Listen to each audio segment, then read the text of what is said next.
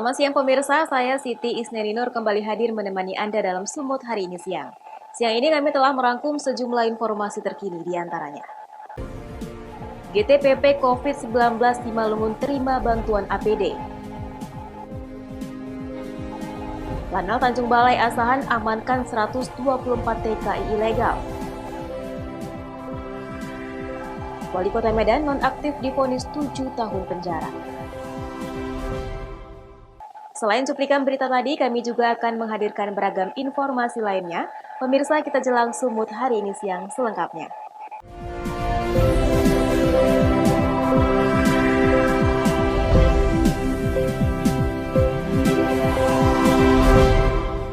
Pemirsa, pemerintah Kabupaten Simalungun dan gugus tugas percepatan penanganan COVID-19 terima bantuan berupa alat pelindung diri bagi tim medis dari salah satu perusahaan milik BUMN. Sebagai bentuk dukungan dan kontribusi dalam percepatan penanganan COVID-19, PT Perkebunan Nusantara 4 melalui program Bina Lingkungan kembali memberikan bantuan kepada pemerintah Kabupaten Simalungun melalui gugus tugas percepatan penanganan COVID-19. Bantuan yang diberikan untuk kedua kalinya ini berupa baju APD sebanyak 500 unit. Alat pelindung diri ini akan diperuntukkan dan dibagi kepada tim medis yang ada di rumah sakit maupun puskesmas di Kabupaten Simalungun. Bantuan ini adalah bantuan yang kedua kalinya diberikan oleh PT Penpat kepada tim gugus tugas penanganan tanggap darurat COVID Kabupaten Simalungun. Yang untuk kali ini kita memberikan 500 tel baju APD. Yang sebelumnya kita juga sudah memberikan bantuan yaitu beberapa item yaitu berupa baju juga, baju APD lengkap serta masker, kemudian sarung tangan dan penyiagaan 4 unit ambulan bagi mobilisasi petugas maupun pasien di posko tanggap darurat COVID-19 di Kabupaten Simalungun. Mewakili Pemkab Simalungun dan Ketua Gugus Tugas Percepatan Penanganan COVID-19, Akmal Siregar mengucapkan terima kasih dan apresiasi kepada PT Perkebunan Nusantara 4 atas bantuan yang sudah diberikan sebagai bentuk dukungan dalam percepatan penanganan COVID-19. Kami dari tim Gugus Tugas Percepatan Penanganan COVID-19, Bapak Dr. Jair Saragi selaku Ketua menyampaikan terima kasih, apresiasi yang tinggi pada pihak PTPN yang pada hari ini menyampaikan APD sebanyak 500 buah. Sebelumnya tadi sudah disampaikan, ini merupakan bantuan yang kedua yang diterima oleh gugus tugas. Pada hari ini kami sudah berkoordinasi dengan pihak Dinas Kesehatan, tentunya dengan pihak Rumah Sakit Penanganan COVID. Hari ini juga alat-alat ini yang sudah kami terima langsung kami distribusikan karena ini dibutuhkan langsung oleh petugas kita selaku garda terdepan dalam pelayanan COVID-19. Alat pelindung diri yang sudah diterima akan dipergunakan dan disalurkan langsung kepada tim medis sebagai alat pendukung untuk penanganan COVID-19. Dosi Simarmata melaporkan untuk Eva Rina TV. Peduli terhadap warga di tengah pandemi COVID-19, anggota Satpol PP dan Babin Kamtibmas di Kecamatan Siantar, Kabupaten Simalungun, Sumatera Utara, bagikan sembako dari hasil gajinya. Pemberian sembako dilakukan secara door-to-door. Dengan mengendarai sepeda motor, anggota Satpol PP Kabupaten Simalungun dan Babin Kamtibmas bergerak dari rumah ke rumah untuk membagikan sembako. Pemberian sembako ini merupakan bentuk kepedulian untuk membantu warga yang terdampak perekonomiannya di masa pandemi COVID-19. Sembako yang diberikan secara gratis kepada warga merupakan gaji pribadi dari Satpol PP dan Babin Kamtibmas. Di bulan suci Ramadan ini, mereka menyisihkan sebagian dari gajinya untuk membantu warga miskin. Paket bantuan sembako berupa beras, minyak goreng, mie instan dan masker diberikan kepada 12 kepala keluarga miskin di 6 nagori yang berada di Kecamatan Siantar, Kabupaten Simalungun, Sumatera Utara.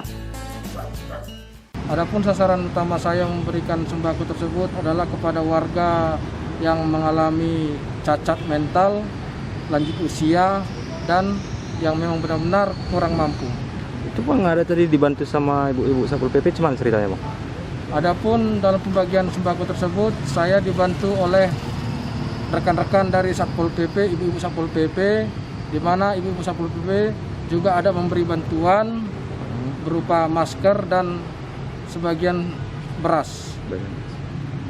Ya, mungkin harapannya ke depan Bang? Harapannya ke depan, semoga masyarakat khususnya Kecamatan Siantar tidak ada lagi yang terdampak perekonomian karena COVID-19 ini, dan diharapkan juga bagi masyarakat yang menerimanya merasa senang dan dapat dipergunakan dengan sepenuhnya. Bantuan yang diberikan sangat membantu masyarakat yang membutuhkan. Salah seorang warga yang mendapat bantuan sembako mengucapkan terima kasih atas perhatian Satpol PP dan Babin Kamtibmas.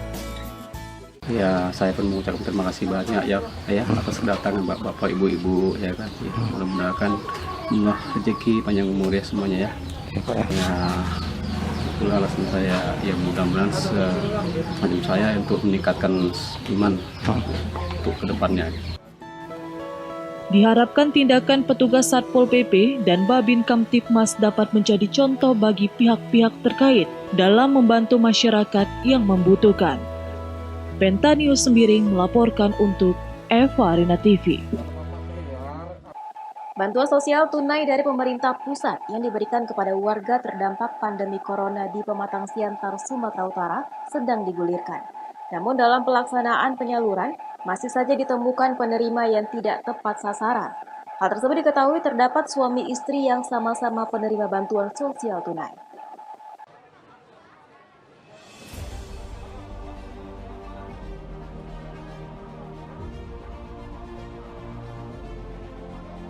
Di tengah masa keprihatinan akibat COVID-19 yang menurunkan perekonomian masyarakat, terlebih warga kurang mampu di Pematang Siantar, Sumatera Utara, menjadi harapan bagi warga kurang mampu dalam bantuan sosial tunai yang disalurkan oleh pemerintah pusat. Namun sangat disayangkan, bantuan tunai yang seharusnya jatuh ke tangan yang layak menerima, justru sebaliknya. Terbukti penyaluran bantuan sosial tunai yang disalurkan pemerintah pusat melalui Dinas Sosial dan penyalurannya melalui kantor pos Pematang Siantar tercoreng dengan adanya penerima bantuan sosial tunai, dalam hal ini suami istri. Diduga keduanya sama-sama menerima bantuan sosial tunai. Hal ini tentu menjadi pertanyaan, kenapa hal tersebut bisa terjadi sedangkan pemerintah sedari awal telah berupaya memaksimalkan kinerjanya agar kelak tidak ada masyarakat sebagai penerima bantuan sosial tunai yang double. Pariaman Silayan selaku Kepala Dinas Sosial Pematang Siantar justru membantah bila dalam pelaksanaan penyaluran bantuan sosial yang disalurkan PT Pos Pematang Siantar yang dilaksanakan di lapangan Haji Adam Malik Kota Pematang Siantar terdapat penerima double.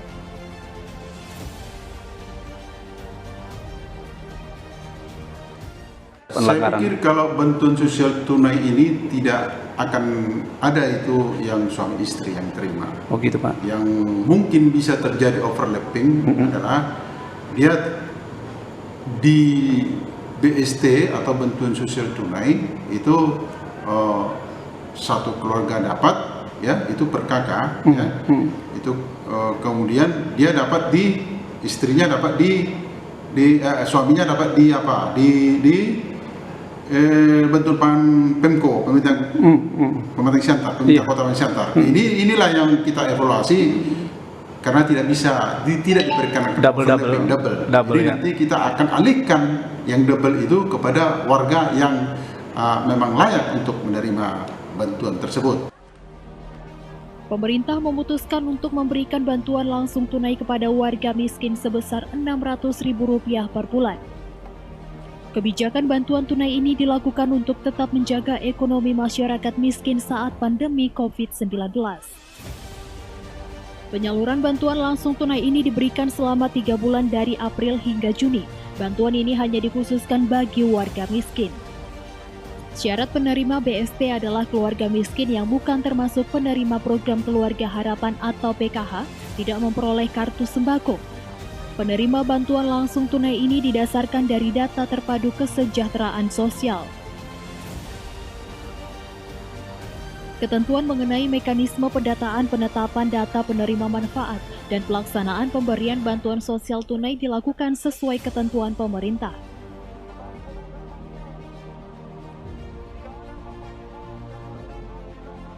Ebit Master melaporkan untuk Evarina TV.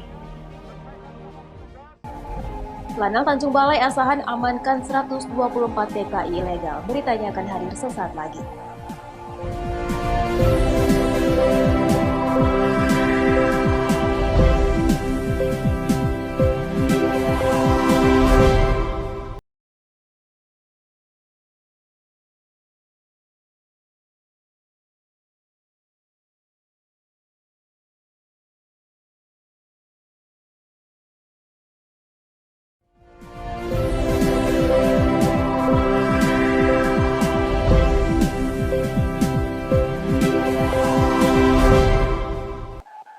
Terima kasih masih bersama kami. Pemirsa, mengantisipasi penyebaran virus COVID-19, petugas keamanan laut Tanjung Balai Asahan mengamankan 124 orang TKI ilegal di Pantai Bersaudara, Desa Simandulan, Kecamatan Kualu Ledong, Kabupaten Labuhan Batu Utara. Para TKI yang diterlantarkan di bibir pantai terdiri dari 97 pria termasuk nahkoda kapal, 25 wanita dan 2 balita. Semua TKI ilegal tersebut langsung dibawa ke pos karantina Kota Tanjung Balai, Sumatera Utara. Untuk mencegah penyebaran COVID-19, para imigran ini disemprot cairan disinfektan dan diperiksa suhu badannya. Tidak hanya itu, seluruh barang bawaan tak luput dari pemeriksaan petugas untuk mengantisipasi masuknya barang terlarang seperti narkoba. Mereka ini adalah sudah langsung dites suhu badannya dan kesehatannya. Mereka ini tidak ada terindikasi yang kena COVID-19. Maka mereka sesudah itu bersama sama Pemerintah Kota Tanjung Balai, mereka dipulangkan kembali masing-masing ke tempatnya masing-masing dan bekerjasama dengan pemerintahnya masing-masing. Para pekerja imigran dari berbagai daerah seperti Jawa, Aceh, dan Sumatera ini diimbau untuk melakukan isolasi mandiri di rumah masing-masing. Wanda Pratama melaporkan untuk Evarina TV. Terlibat penganiayaan terhadap remaja belasan tahun dan penyerangan rumah warga, abang beradik bersama anggota geng motor ditangkap. Saat ini polisi masih memburu 10 anggota geng motor lainnya yang masih kabur.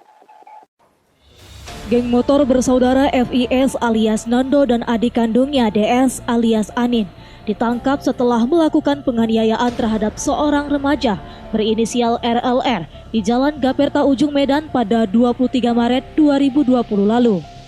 Akibat penganiayaan tersebut, remaja berusia 16 tahun kritis dan mengalami cacat seumur hidup dan harus menjalani perawatan medis di Pekanbaru. Sebelum ditangkap, geng motor bersaudara ini sempat melarikan diri dari kejaran polisi hingga akhirnya berhasil ditangkap di tempat persembunyiannya di Medan. Selain abang beradik, polisi juga mengamankan seorang tersangka lain inisial RH yang merupakan anggota geng motor pimpinan FIS. FIS mengaku tidak memukul korban dan hanya merusak rumah warga dengan lemparan batu. 23 malam. Kenapa dipukuli? Karena dia geng motor juga, si korban. Jadi kau balas juga? Spontan kami balas. Jadi kau yang lindas kepalanya? Tidak, saya tidak ada menganiaya dia. Jadi kau ngapain? Saya cuma melempar rumah aja. Melempar rumah? Ya. Kapolrestabes Medan Kombes Pol Joni Edison Isir mengatakan, dari kasus penganiayaan dan pengrusakan rumah warga, polisi menetapkan 13 orang sebagai DPO. 3 berhasil ditangkap. 13 ditetapkan sebagai DPO. Dalam proses pengembangannya, 3 dari DPO itu kemudian ditangkap oleh rekan-rekan dari Reskrim Polsek Helvetia. Kini aparat kepolisian masih melakukan pengejaran terhadap 10 orang anggota geng motor Esto yang terlibat dalam kasus tersebut. Wahyu Pratama melaporkan untuk Evarina TV.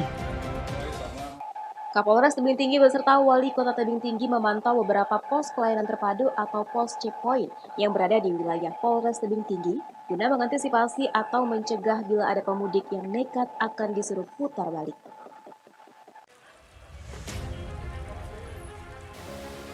Kapolres beserta Wali Kota Tebing Tinggi melakukan pengecekan dan kesiapan personel di tiap-tiap pos PAM dan checkpoint di beberapa titik di Kota Tebing Tinggi.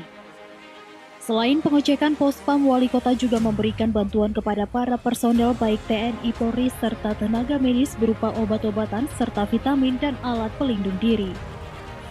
Selain pengecekan pos PAM, Kapolres dan Wali Kota juga sempat meninjau Terminal Bandar Kajum yang mana di terminal ini Dinas Kesehatan serta Dinas Perhubungan memeriksa kondisi supir dan juga penumpang yang melakukan perjalanan.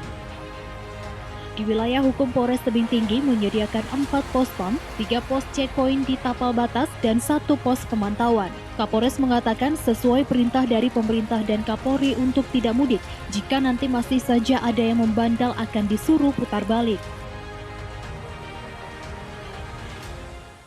Ya, saya selaku Kapolres Tebing Tinggi yang mengucapkan terima kasih kepada Pak Wali Kota beserta jajaran.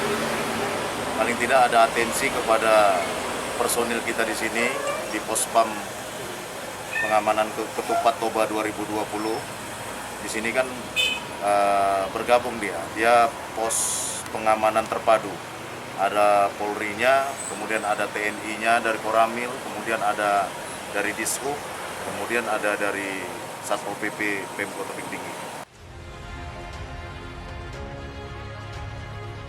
Hingga saat ini, belum terlihat arus mudik yang terpantau di Kota Tebing Tinggi. Alex Garingging melaporkan untuk Evarina TV. Pemirsa, Sumut hari ini akan kembali dengan informasi menarik lainnya. Tetaplah bersama kami.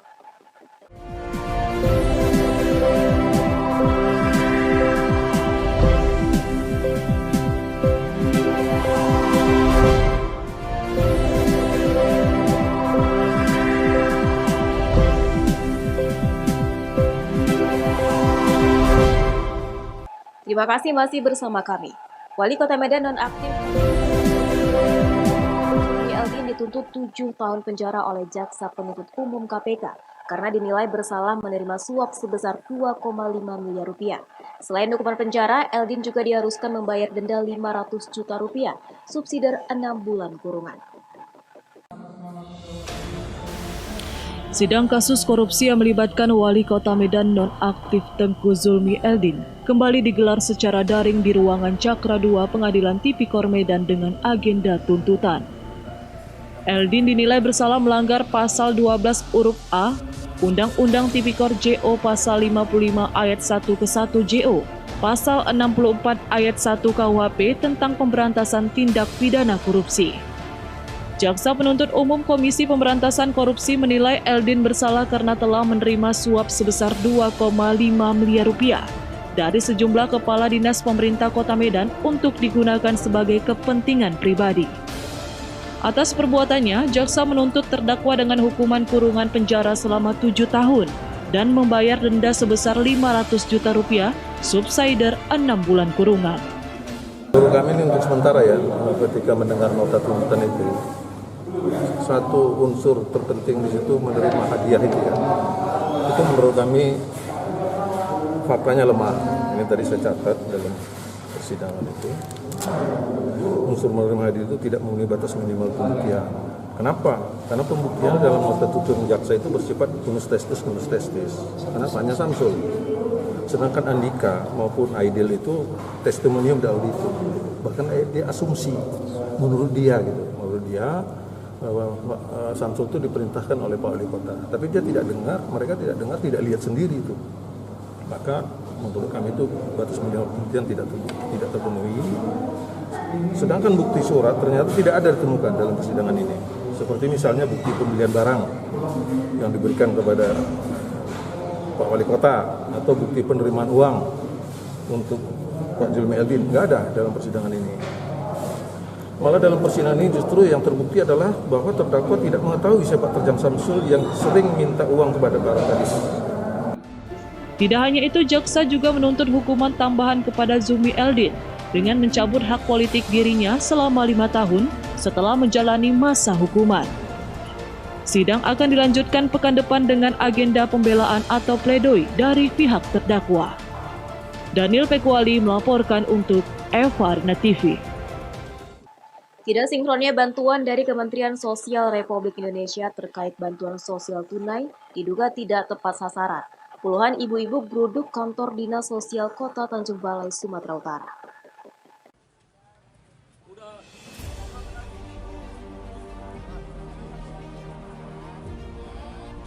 Puluhan ibu-ibu ini mendatangi kantor Dinas Sosial karena tidak puas hati atas bansos yang disalurkan pemerintah yang mereka nilai tidak tepat sasaran. Sebab mereka yang tergolong warga miskin tidak mendapat bantuan tersebut, sementara jiran mereka yang mampu mendapat bantuan.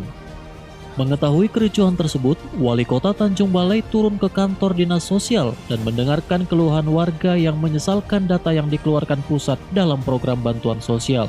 Atas peristiwa ini, Muhammad Syahrial mengaku akan melakukan pendataan ulang dengan mengunjungi rumah warga yang menerima bantuan PKH atau Program Keluarga Harapan dan rumah warga penerima bantuan pangan non-tunai atau BPNT di rumah penerima bansos ini akan diberi tanda cat atau stiker sehingga tidak tumpang tindih dan tepat sasaran. Kita sudah mengusulkan bantuan program yaitu melalui Dinas Sosial, yaitu program PKH dan BPNT. Tentunya saya menengok ada kesenjangan yang diputuskan oleh pemerintah pusat. Oleh sebab itu kami dari pemerintah Kota Tanjung Balai ini akan melakukan cross check door to door ke rumah, melakukan pemilok ataupun dikasih tanda rumah warga. Mana warga yang menerima PKH, mana warga yang menerima BPNT. Biar jangan ada kesenjangan sosial di antara di tingkat kelurahan maupun kecamatan. Untuk di Tanjung Balai jumlah penerima PKH berjumlah 9.091 orang, penerima BPNT berjumlah 17.545 orang. Seperti diketahui, program PKH adalah suatu program bantuan tunai yang diberikan kepada warga miskin, bukan warga mampu. Wanda Pratama melaporkan untuk Eva Rina TV. Pemirsa, informasi tadi sekaligus mengakhiri pertemuan kita dalam Sumut hari ini siang. Saya Siti Isneninur mewakili kerabat kerja yang bertugas pamit undur diri dari hadapan Anda. Terima kasih atas kebersamaannya dan sampai jumpa.